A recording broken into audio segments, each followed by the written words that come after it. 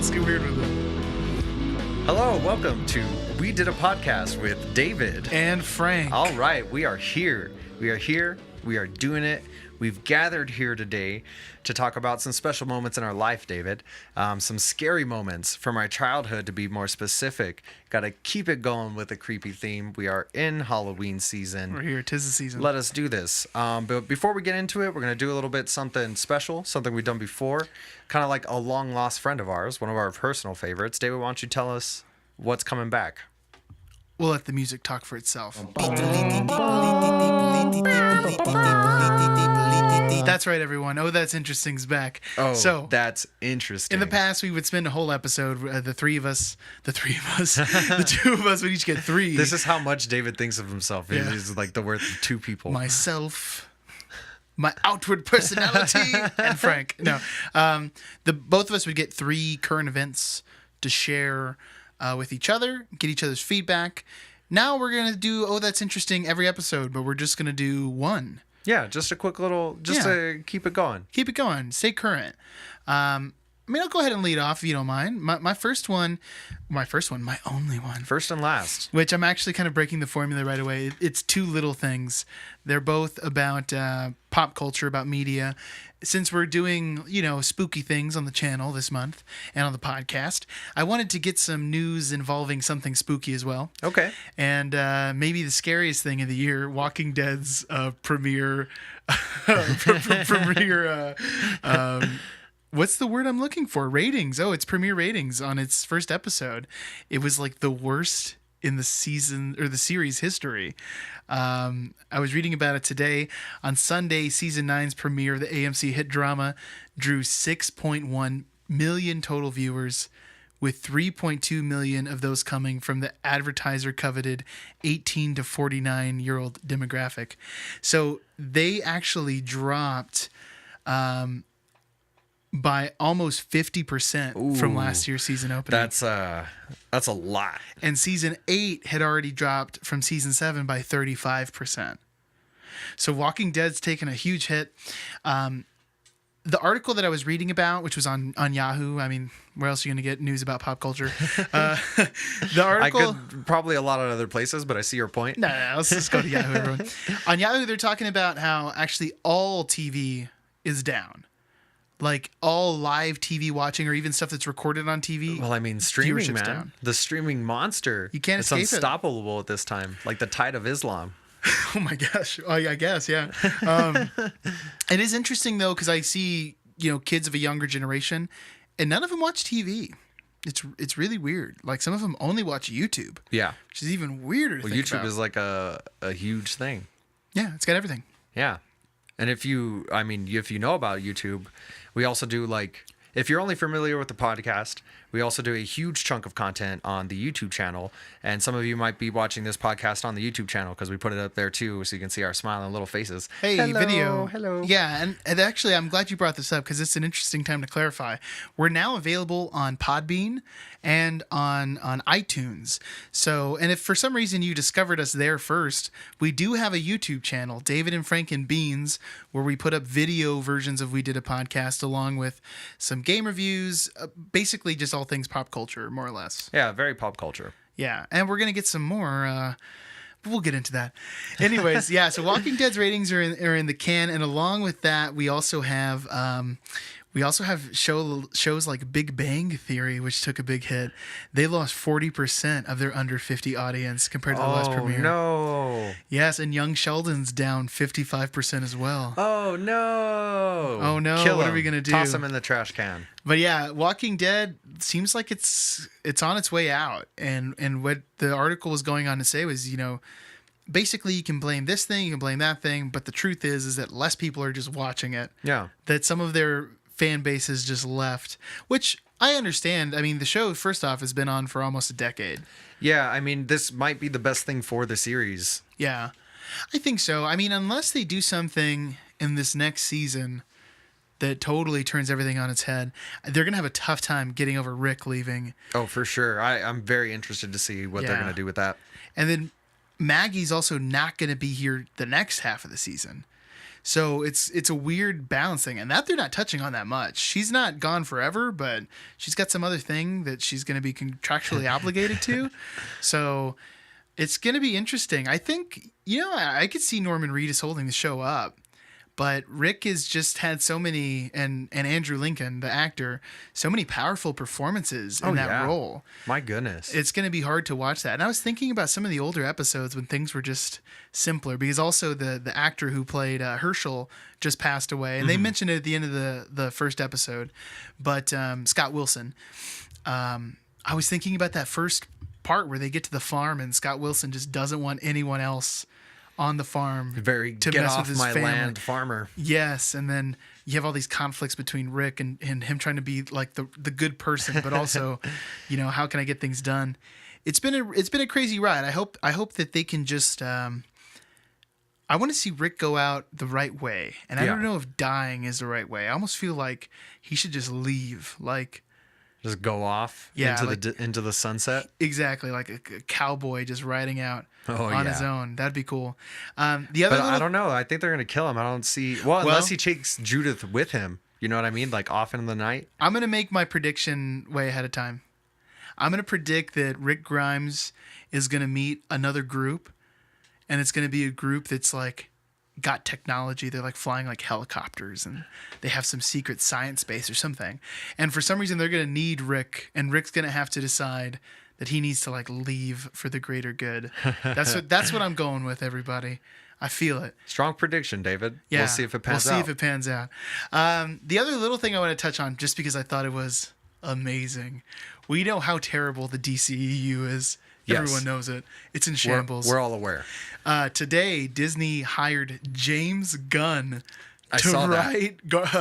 Guardians to write Suicide Squad 2. Yes. And he might even direct it. So we'll see. Who knows? They might pull it around. Imagine the slap in the face if James Gunn's the one who turns DC EU around. Well, that's what you get. I understand the decisions had to be made, but we're not all making the right decisions right now. What are you going to do? Yeah, for reals. Anyways, we're not going to get totally into that. That'd be a whole thing on its own. What do you got for us? What's your... that's interesting. So I also wanted to keep it a little bit creepy, keep it in tune with the season and what we got going on the channel right now.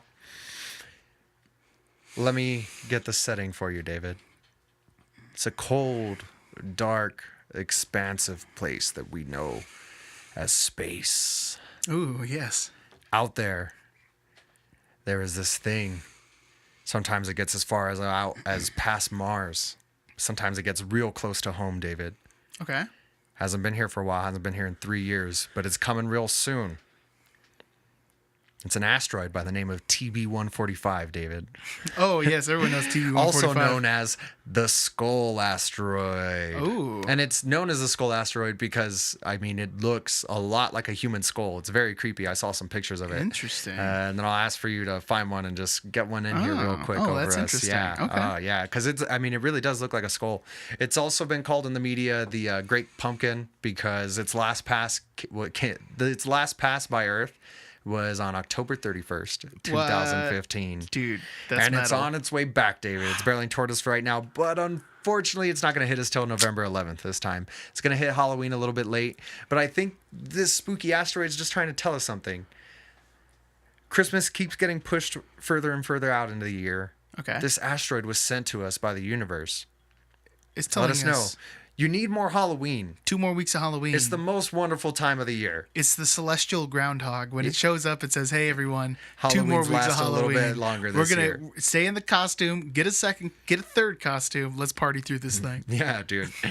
This asteroid, it's not a huge deal. It's probably not going to run into us or anything. It does get pretty close, but it's not going to get as close to us as it did in 2015 to 2088, and it didn't even get close enough to where like the meteoroids that break off would be like an issue. But technically, it's known as, what is it? It's called a potentially hazardous asteroid or something like Oh, that. okay. So it's like on our map or something. Yeah, sometimes it's got like part of its orbit is bigger than for it to come into the Earth, but part of its rotation could possibly cause impact. And it's big enough to where like if it hit the region that it hit, it would like cause serious damage. So it's probably not something we have to worry about. Okay. I just thought it was interesting that around the Halloween season we have this human skull-shaped asteroid just barreling towards us. Which is pretty awesome. Just a flaming skull. Yes. Well, I mean, flaming when it would enter the atmosphere, and to make it even creepier, like as far as what they think about the origins of this asteroid, they think it's a deceased meteorite that like lost its like extra energy from too many passes around the sun. So it's like the ghost of a comet. Whoa. Just when I thought it couldn't get more metal. Yeah. It got more metal. Yeah, it's pretty metal. Dude. And I just thought that was interesting. That is interesting. That's a great one. All right, well, let's just dive right in. So today we're talking about scary stories from our childhood, as Frank was saying. Did you want to go first? I don't know how we're going to do this. We both have a couple stories to share with each other, I think. Yeah, and we didn't have a lot of discussion, but I kind of had a feeling on which way this is going to go, because would you agree that you and I agree on a lot of things? Yes, and I know exactly where you're going with this. Yeah, I know you know exactly where we're going, because this is something that we've argued about a lot. Paranormal activity. Yeah, paranormal activity. David, not a believer in ghosts. I'm not. Sorry. I think there's more than what a lot of us would like to admit to that's going on in our universe. Excuse me, sorry. What was that? Just differences of opinions, you know what I mean? And I have reasons for the beliefs. A huge chunk of that is the experiences that I've had, and some of them I'll share with you here. I'm excited. And another is just like, you take everything into account of what makes up the human body, weight, style, and chemically, and there's a chunk of us that they can't account for, and that's because everything is energy. This phone is energy, your energy, the cable's energy, we're energy. Yeah, but you're right though. You can't just like lose mass or something. You can't just lose that's science, baby. That is science. That is science. You don't lose energy. Okay. Energy's got to go somewhere. I'm not saying like we float around through walls and stuff like that, but we are energy. Energy's got to go somewhere. Weird stuff happens. Okay. Yeah, and I don't know. I don't like to use the word ghost, but just I always call them energy. Spectre. Spectre is a good word though. Yeah, that's a good one. So yeah, fear is really what we're here to talk about today. Fear. It's a very basic human emotion. Yeah. Things can be scary, things that we don't understand, or everyday things. Like, oh my God, that was scary. We almost died there. And I've had plenty of those experiences. But that's a product of like growing up in a town with not a lot to happen. You got to make your own fun. Yeah, true. Definitely true. Better now, though. Good on you, El Paso. Yeah, we El Paso, are you really growing. Let's do this. I'm sure kids are still doing stupid things, though. It's undoubtable. I'm still doing stupid things. What are you going to do? Oh, yeah, that's the truth. That is the truth. So I don't know. My story, your story? Who do you want to go first? You want to get... I will defer to you to begin with. I'll probably hit you with some short little non-paranormal stories, and I'll get into the stuff that like really terrified me. So this story has like two different things that are like milestones in my life. One is like the intense level of fear, and the second one is that typically as a child I wasn't grounded that often. Okay. I was like a very good kid. Okay. I followed rules. I did well in school. I wasn't ever like causing trouble or like doing really anything inappropriate. I was just a little nerd. So when I did get grounded, it was always something like very serious that I like should not have been done. Like I should not have done. And this is the time that I was grounded the most. What had happened was we were up in Cloudcroft, my family. I must have been a sixth grader. Yes. I was like a little kid. Okay. Which to looking put in perspective, more Asian or less Asian than now? Maybe more Asian. Okay, makes sense. This was when I was 12. I think sixth graders are 12. So we're up in the woods, camping out with my family. And it's my brother, myself, and my parents. We're out there together, and it's the day... Well, we're there for like 3 days. And on those 3 days, we do a bunch of stuff. We're going fishing. We're hiking through the mountains and everything. There was one night where we we knew that we needed to pack the food up because the previous night something had gotten in and like eaten a bunch of food that we had left out. Uh-oh. And it was like kind of like claw mark shape, and we were all like, "Oh my gosh, this a bear? Is this like what is this?" You know what I mean? So we barely escaped with our lives. Already, we night. were already like a little bit on edge. Like, okay, that was a dumb idea. Obviously, you need to put the food somewhere it can't get eaten by animals, and it could have been like a raccoon or something. You know what I mean? Anyways, ferocious squirrel. So it's the last morning we're packing up and everything, and I was telling my mom that I wanted just to go and walk up this hill and then come back. Well, I went up this hill and then I decided to just go like a little bit further, and she was very clear about like go up and then come right back down. And then I was like, well, I'm not going to be here that often. I got lost in the woods for maybe like 2 to 3 hours. Yeah, dude. That's like legit. Yeah. I was like lost. There were like moments, and it was funny because in 5th grade we read Hatchet by Gary Paulson, which is key to any young boy's upbringing. Yeah, I totally read Hatchet. And at the time I was like, man, what would I do in a wilderness situation? What do I do if I run into a moose or something, or an elk that wants to just seriously cause me damage? It was just a sense of dread. Yeah. Like I thought I was going to die for sure.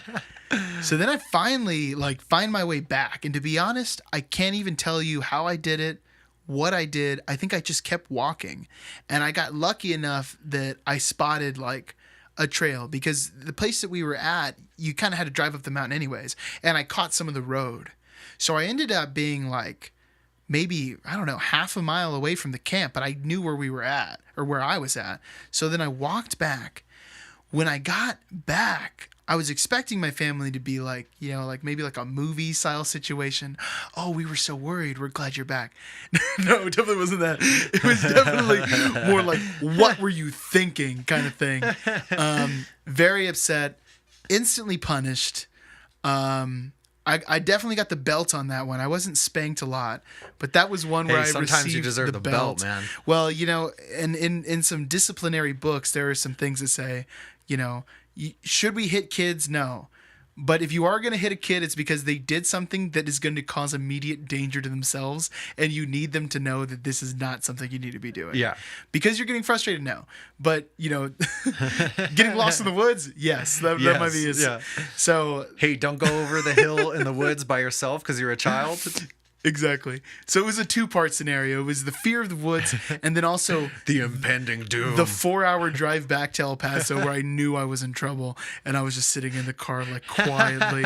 It was so sad. Oh, good stuff, man. You weren't playing like the license plate game on the way back home? No, I remember doing nothing. And I'm pretty sure I had like a Game Boy or something, and my mom was like, you can't just sit there. And I was like, ugh. And then I just sat there. Well, I like that was your first story. I had like a similar story that I wanted to share, and I'll just do it now, very much along the same lines. Like I said, some of mine are going to be paranormal. Some of them are just like growing up and you get yourself in scary situations. This is one of those times, David. I liked and still like to scare my parents. This is a very joyous occasion for me growing up. Okay.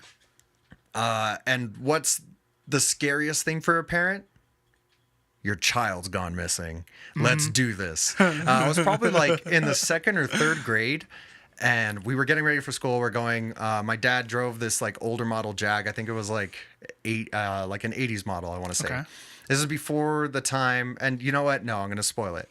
So everybody's getting ready for school. My mom has left at this point. My dad's taking us to school this morning. I'm ready to go. We're waiting on my little brother, because that's what we did back then. We waited on my little brother till we go to school. It took forever. My goodness, John. So I'm kind of bored. Just like, let's give him a rile.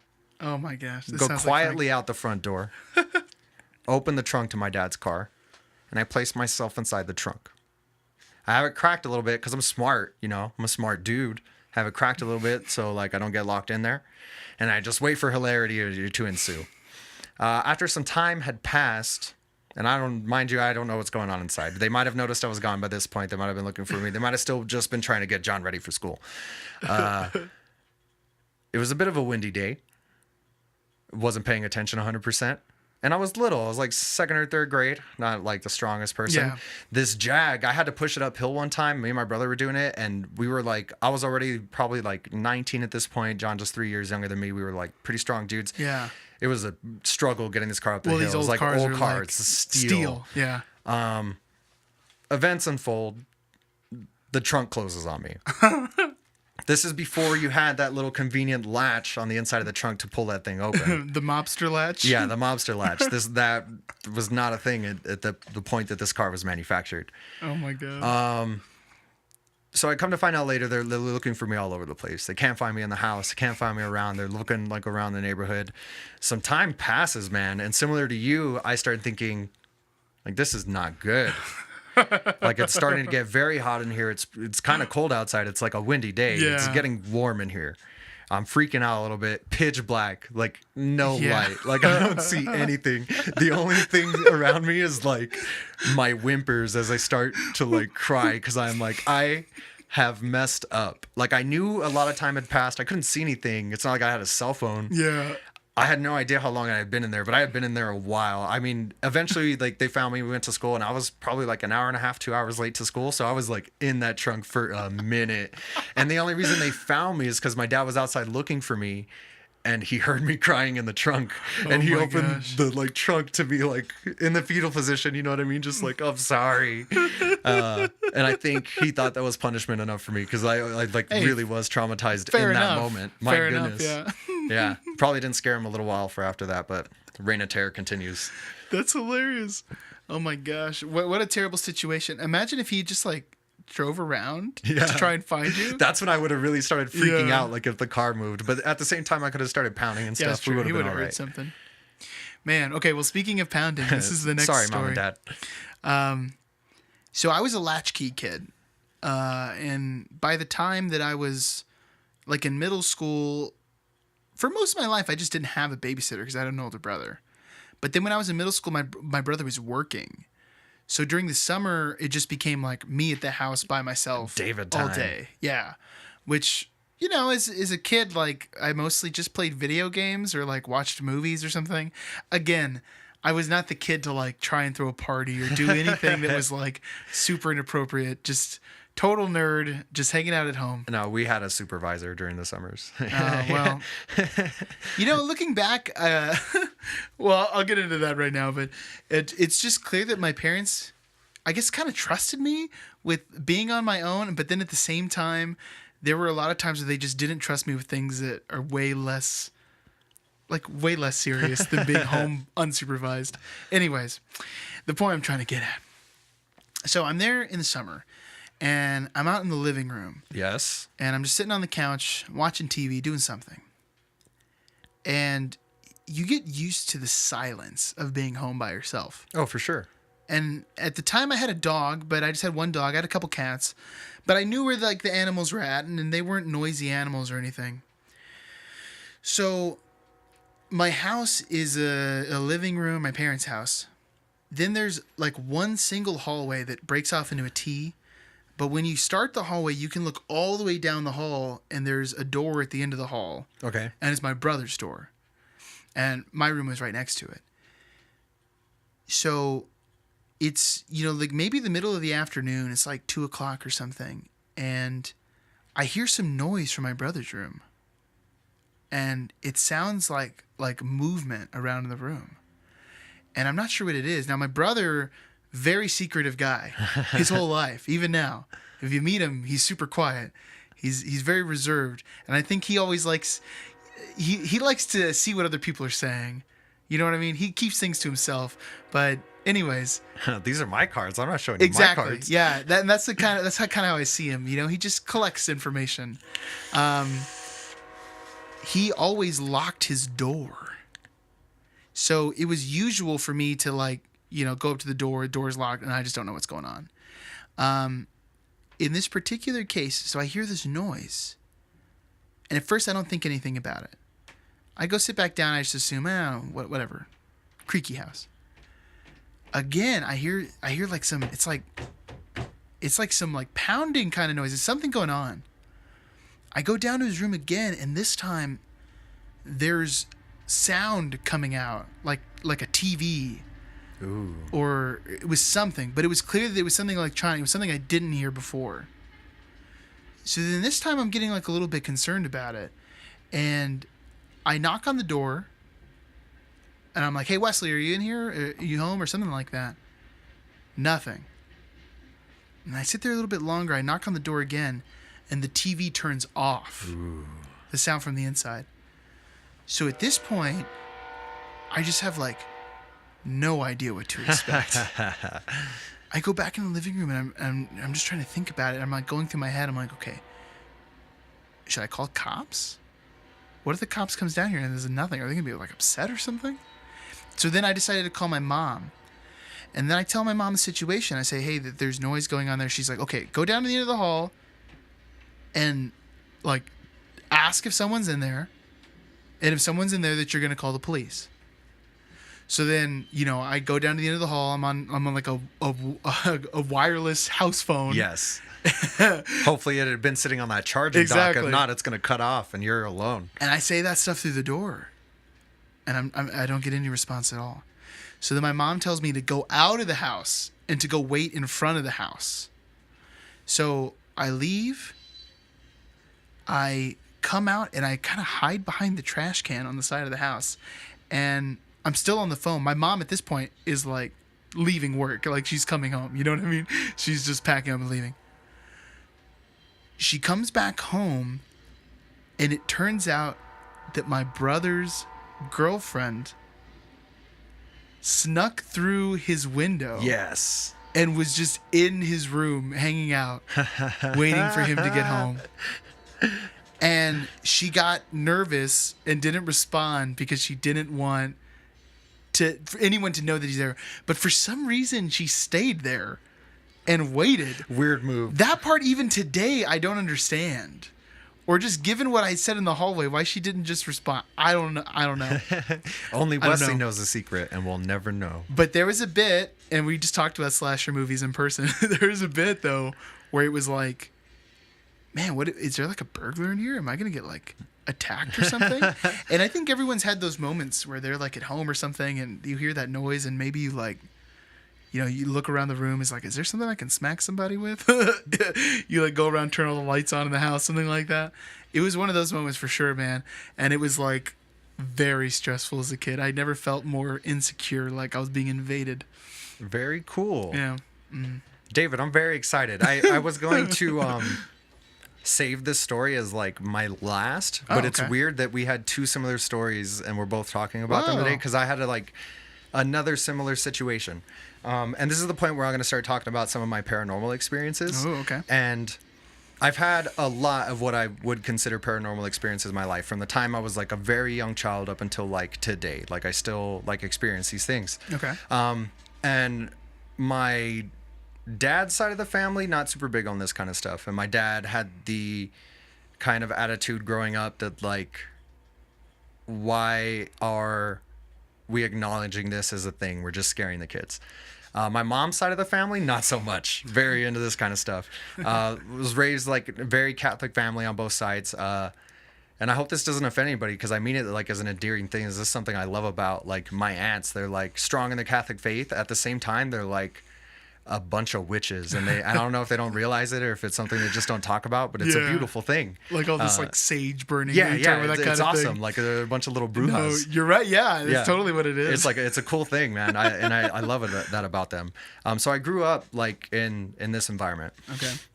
A lot of the experiences that I had, I wouldn't categorize them as like something scary, because this is something like that was talked about, and I just like took them as experiences, like really cool stuff, like seeing things, feeling things, hearing things.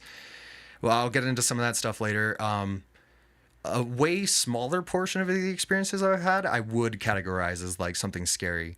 And this is something that I dealt with my whole life, like things that scared me as a child, things that scares me when I got older. This particular story, at this point, I was already 16, 17, had been dealing with stuff like this for a long time.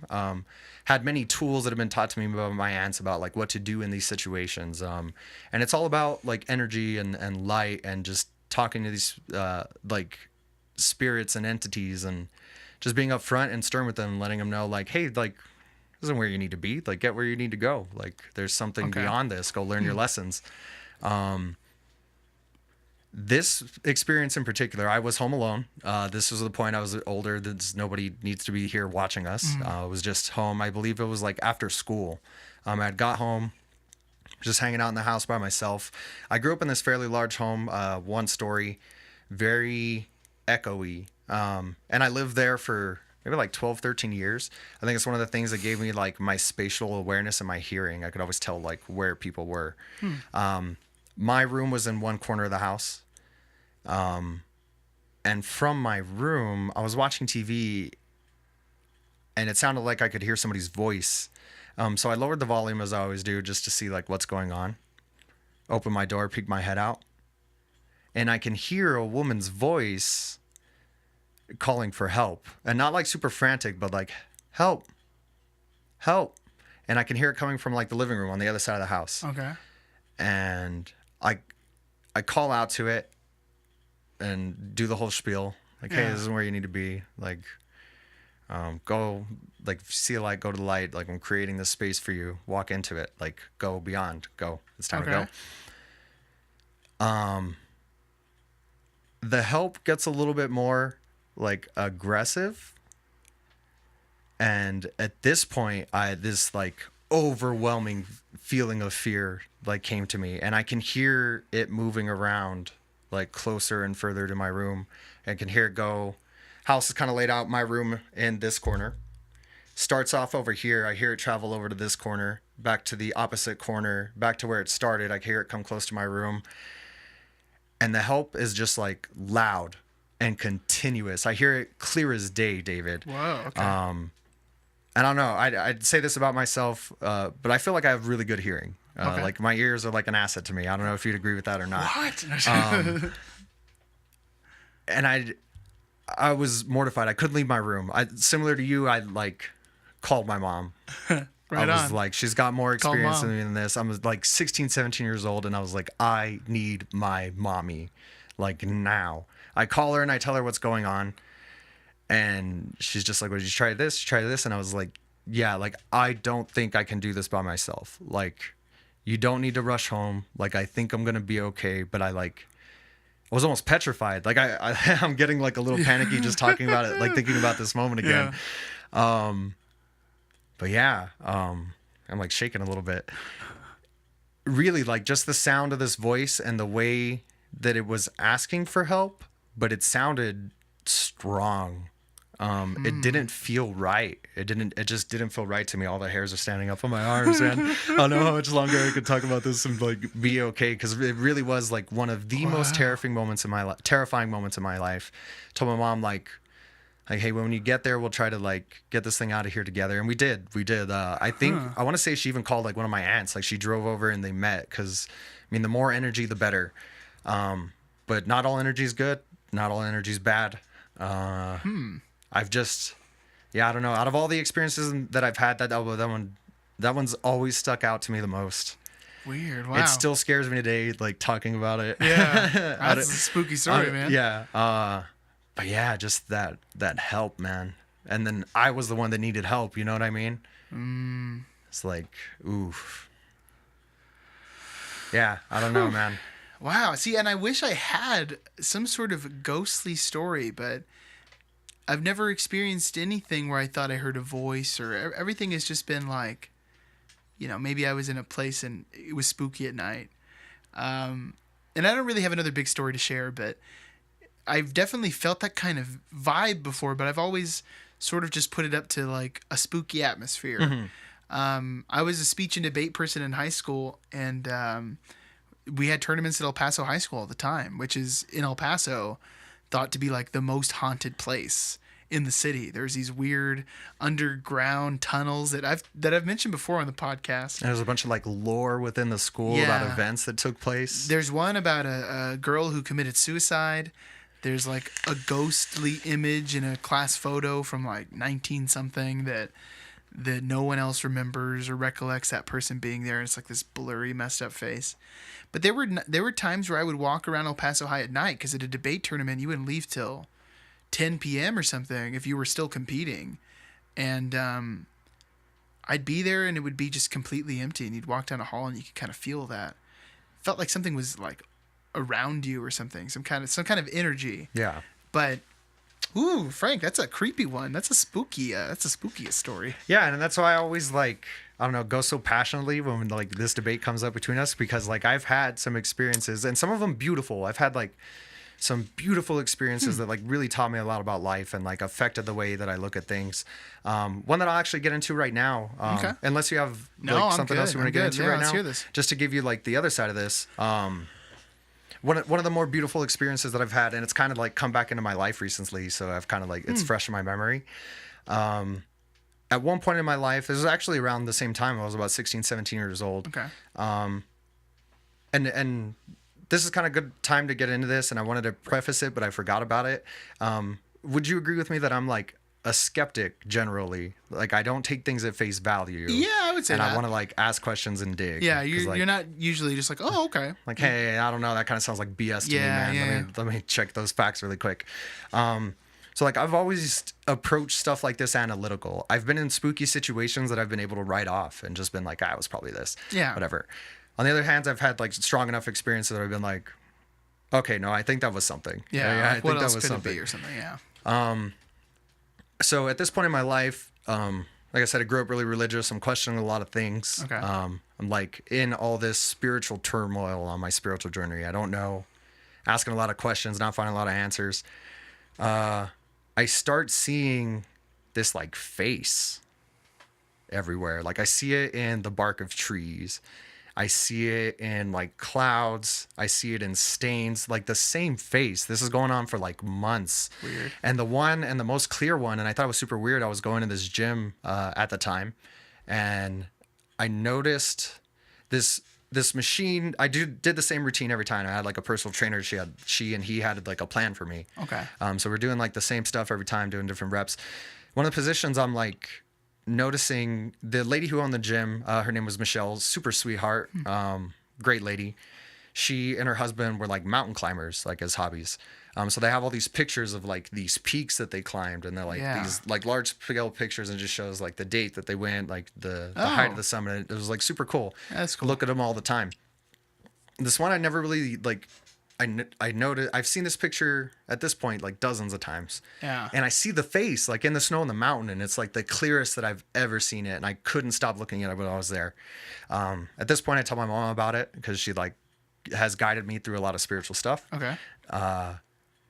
She reaches out to one of my aunts, and she reaches out to one of her medium friends, Whoa. Okay. and she gets back to me and tells me like yes, like this spirit has been following you, and it's actually like your mom's uncle so and so. And they showed me pictures of this guy later on. Yeah. And it was the face, dude. It was crazy. I'm getting Whoa. goosebumps again, but these are like happy goosebumps. Whoa, weird. It was the face that I had been seeing the whole time. I don't know if I had ever seen this picture before when I was like younger and forgot about it or something. I don't know if I could explain that part. All I know is as soon as I saw that picture, I recognized You were like, that's it. this man's face who I'd been seeing.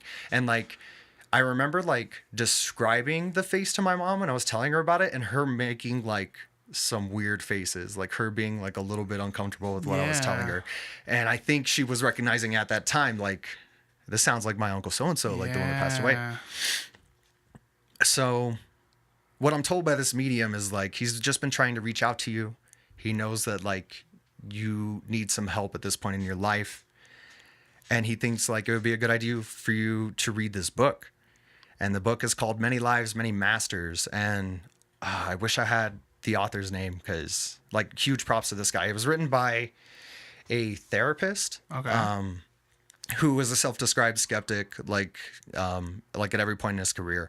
He's like famous for sleep regression therapy, but at the time the events this book is about, he like wasn't into it. He didn't really think anything about sleep regression therapy.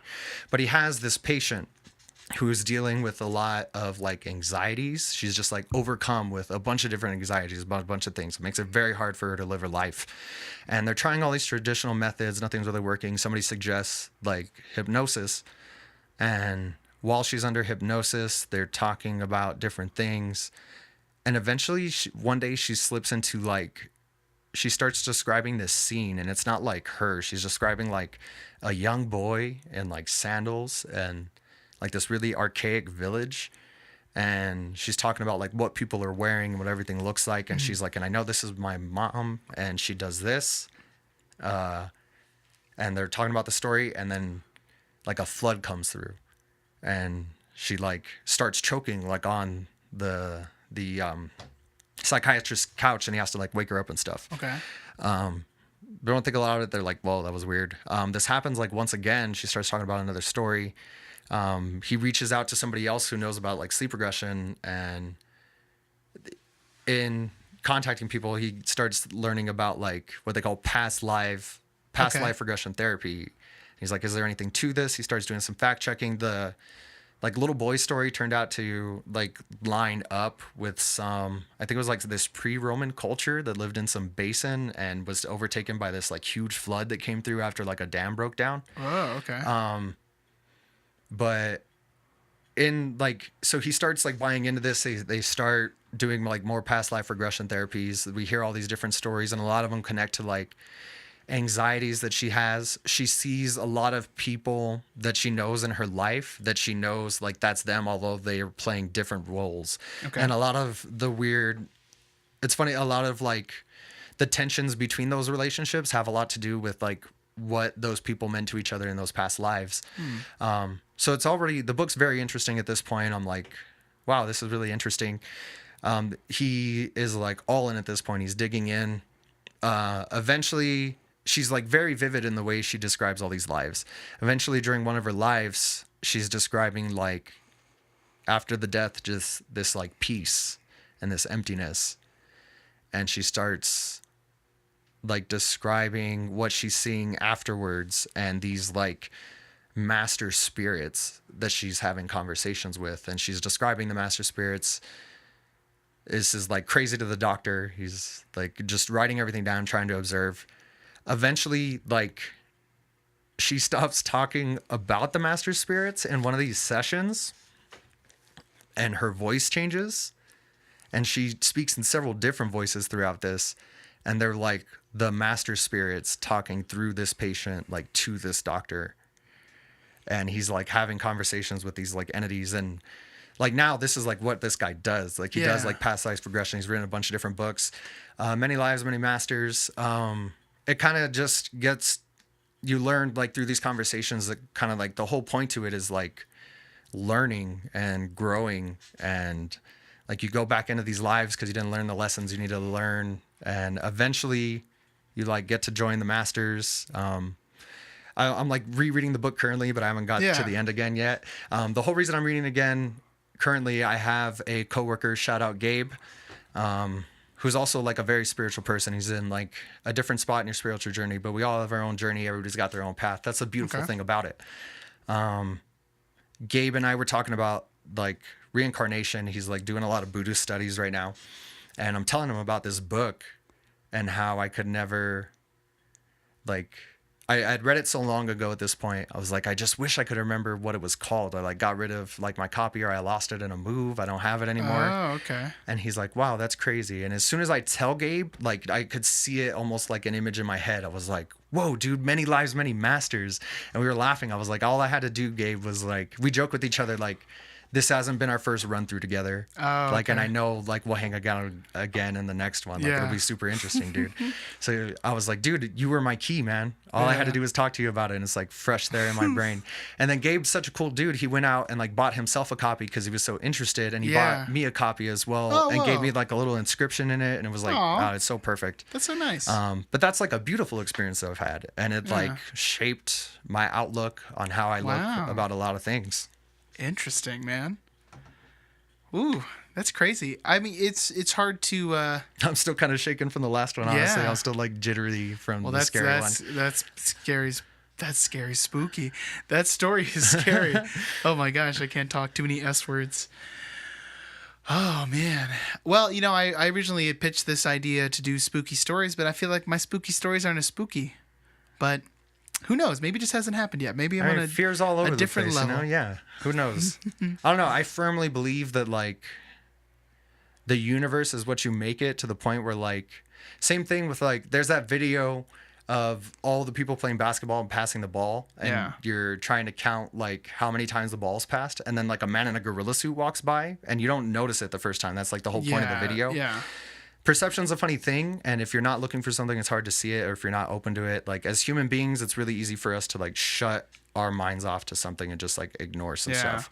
And I'm a firm believer that just, like, if you open yourself up to like possibilities, then, like, you can observe some stuff. I don't think, like, I have, like, some special power, or my family's, like, some long line of, like, witches or anything crazy. I think we're just, like, open to the idea. So you're more susceptible to like, so, like, I'm observing things, you know what I mean? Yeah, life moves pretty fast, Frank. It really does. If you don't stop and look around every once in a while, you might miss it. Yeah, I don't know. Yeah, if I could say anything to anybody, it would just be like, be open your heart, but also remain skeptical. You know what I mean? Don't take anything at face value. Life is about duality. I contradict myself every day. Beautiful. You're completely unhinged today. I love it. Well, Frank, unless you have something else to share, I say we close this episode out with some peeps. Yeah, I could probably. And some predicts. Don't just let me talk about scary stories all day, because I'll just keep going, man. Well, you know what? We got to save more for next year. Maybe this should be the yearly thing. And maybe I have some really scary stories. Maybe next year I will actually put a campfire on this table. We'll see how crazy it gets. We need to do have it to outside. Like go fast. We need to do an outside camp story. I don't know, but let's stay comfy inside, man. Comfy little inside campfire. You know, I do have some scary stories from my family's history that just didn't happen to me, but that I have heard of.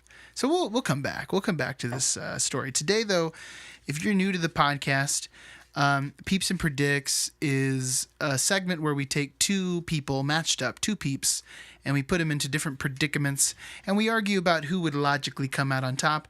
Then once we settle that, there is a grand champion who currently is the Batman. And it has been since episode 5. 13 episodes of Batman. 100 years, Batman. Fantastic. So today we actually have an old one. We have Chad Kroeger versus Bono. Nice. So yeah, that's like from the original run of Peeps. Right. Who's the least likable, or who is more likable, not least likable? Well, these guys are. This is going to be a tough one, David. It is. I don't like Nickelback, but you know what? I think that Nickelback gets like a little too much hate. Like, yes, they're bad. They're not the worst. Whereas U2, I think, has too many fans, and they forced that album on us. No one wanted that album. I'm still not okay with that. I'm still not okay with it. Anywho, Frank, what's our predicament? I think our predicament's going to put us in a little bit of a predicament, because our predicament is, who is more likely to appear on late night TV? Whoa. Yeah. Oh, well, I don't think this one's that hard. I think it's got to be U2. They're way more popular than... Oh, you know what? Yeah, I don't even know what I was thinking. Yeah, like Nickelback, yes, they have Chad fans. Kroeger is always in the front of my mind, because, like, never miss an opportunity to talk trash about Nickelback. Obviously. Yeah. But, I mean, it's not like they're relevant. Yeah, I mean, I'm sure they still play shows with a lot of people, but I can't imagine that they are having the success that U2 has had. And even if you just were to compare peaks, U2 peaked way harder than Nickelback I did. feel like that's very fair to say. That's fair to say. All right. And let's just call it a win by default, because I will never vote for U2 on any But we're basis. just gonna say that Chad Kroeger is just like totally eliminated. Eliminated. Hey, I like this. We're powering through these. We've come to be very efficient at our peeps and our predicts. Let's see here.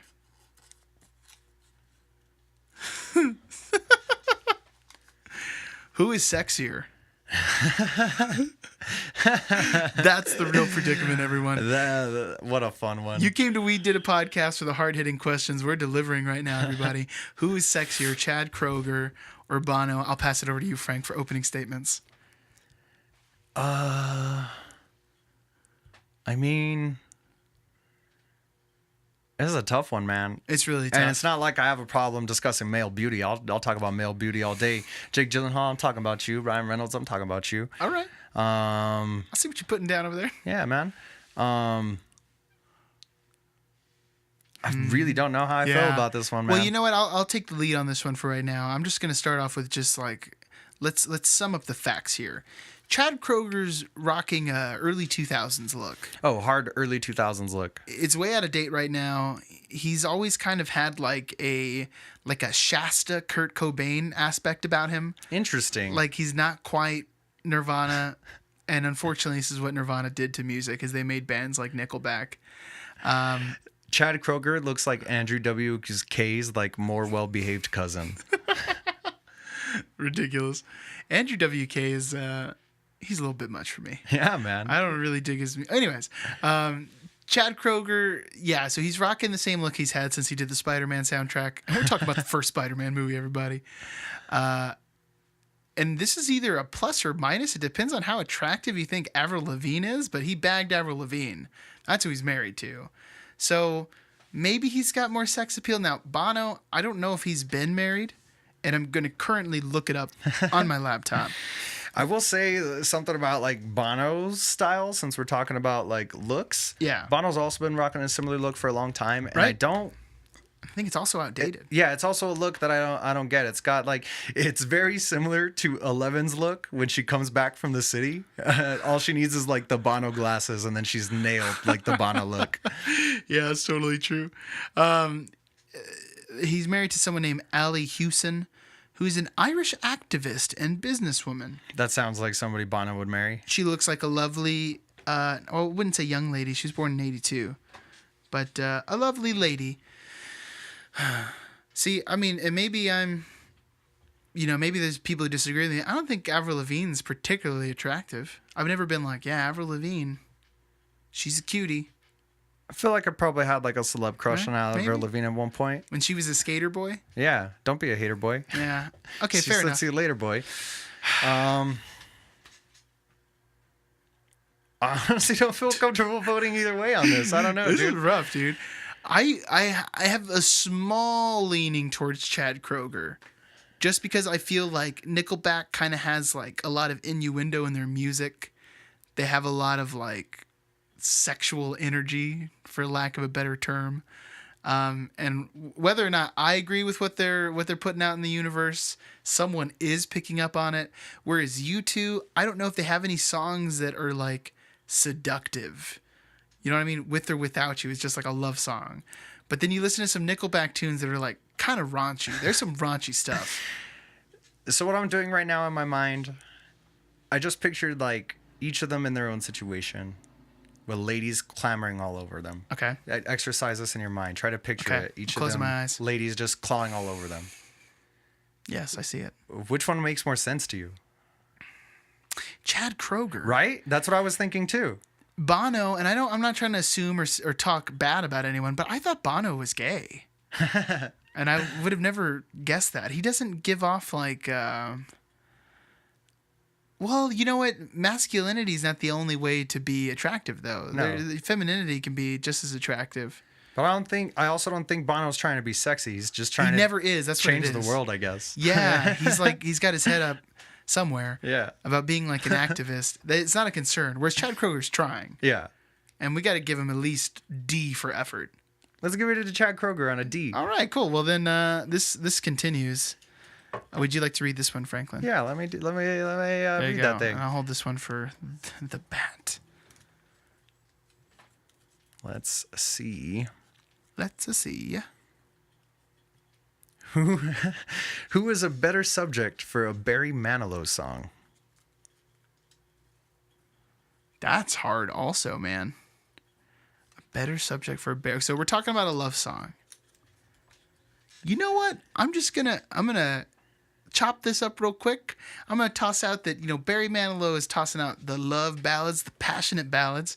And if we've come to the same conclusion that Chad Kroeger is the sexier of the two, he would be more suitable for a Barry Manilow song. I think by default, from precedent that we have set here at this table, Yes. just now,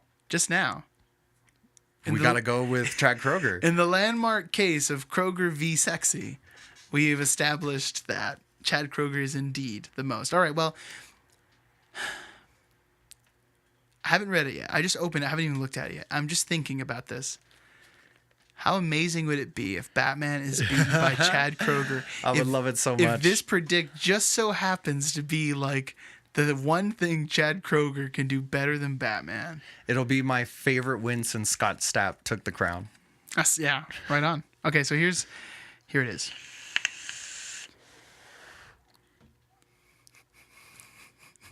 Who's the best at sneaking an album onto your phone? Please tell me it's who's the best at sneaking an album onto your phone.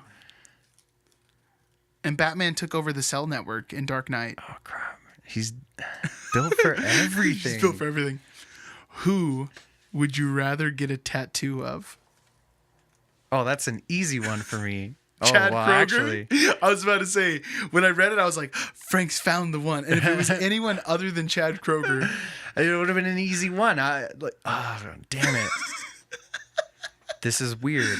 It's weird because you could do so many Batmans. You know what I mean? You could do Ben Affleck. You could do whoever else played Batman. Christian Bale. You could do George Clooney.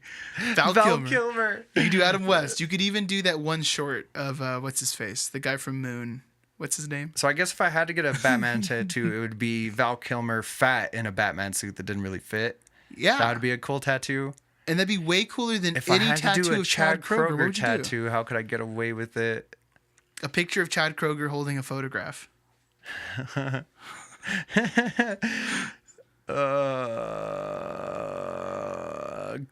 Kroeger as Jesus. That's kind of inflammatory. But I don't think I'd put it in my skin. I would totally put fat Val Kilmer on my skin. People would just think it's Jesus. Yeah, let's be honest. Unless your tattoo artist was like on it. Nailed it. Like I paid hundreds and hundreds of dollars for this tattoo. And I you'd don't have really to get want. A pretty big Jesus tattoo. Just my full back of Chad Kroeger Jesus. That's so gross. Damn it. I gotta vote Batman on this one. Right? It just there's no way I would ever get a Chad Kroeger tattoo. But imagine if this was like anyone else. All the fear I was feeling from earlier, like physically in my body, has left. I like just noticed. Like I don't feel any fear because I'm just like upset, defeated. Yeah. Not even defeated. I'm just like so mad about Batman, like always winning, and like me hands down knowing like I have to vote. Usually I try to put up a fight. You know what I mean? And I had like a little one, not even a fight. I just like talked for a little while. Just this is not. It's not reasonable. Batman obviously wins. Well, everybody, we all knew what was going to happen. I mean, stay tuned. We're working on it. We got something special for you. We'll introduce somebody new to the channel, a dear friend of ours. Yeah, and we're gonna go hard on Batman this next podcast episode. As much as I hate talking about Batman, the next episode we're gonna do concerning Batman is gonna be crucial in my fight to defeat him. I think, and we're getting him on for a podcast, right? That's what it is. Okay, so our next podcast episode. Keep an eye out for a couple more Halloween related things this month. New movie quest. Oh, excuse me. A new movie quest. We're also going to do a stream of a horror themed video game, although it's not super horror related. Please check us out on iTunes. If you're listening on iTunes right now, give us a subscribe, give us a rating. That kind of thing right now would really help us out. Oh, for sure. To kind of be able to spread to more people. We got on Podbean and iTunes to try and cast a wide net. And so far, it seems like it's actually been paying off. Hopefully, we're going to get the ball rolling on this thing even more. But we love your support, y'all. If you're enjoying the show, please show us your support. And if you've only listened to us on iTunes and you kind of like what we're doing, we also, primarily have a YouTube channel. David and Frank and Beans. This would fall under that umbrella. Yeah. Come by and check out, see what we're doing. Yeah, come check it out. Yeah. And, of course, last plug, send us an email at davidandfrankandbeans. Send us an email at davidandfrankandbeans@gmail.com. Nailed it. We'd love to get your peeps, your predicts, your thoughts, your recipes for cornbread muffins. Ooh. Yeah, send it. We hope you've enjoyed these spooky stories. Let us know. Let us know if you got spooked. Let us know if you've had these same experiences as Frank. Oh, please. If you've had any scary experience, let us know down in the comments. Right on. It would just be fun. Right on. Let's exchange some stories. Well, everyone, thank you for watching. Thanks. You're a doll.